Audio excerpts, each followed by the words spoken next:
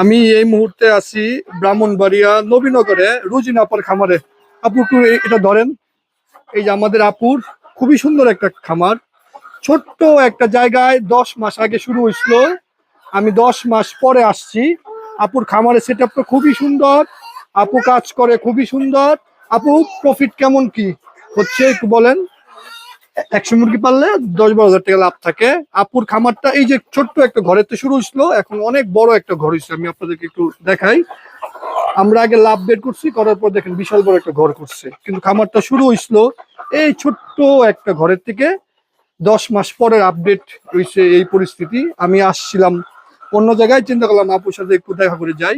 খামারের সেটা খুবই ভালো। কাজ কামে কেমন সময় দেন খামারে আপু আপনি সারাদিনে? সকালে একটু সময় বেশি লাগে, সারা 10-15 মিনিট।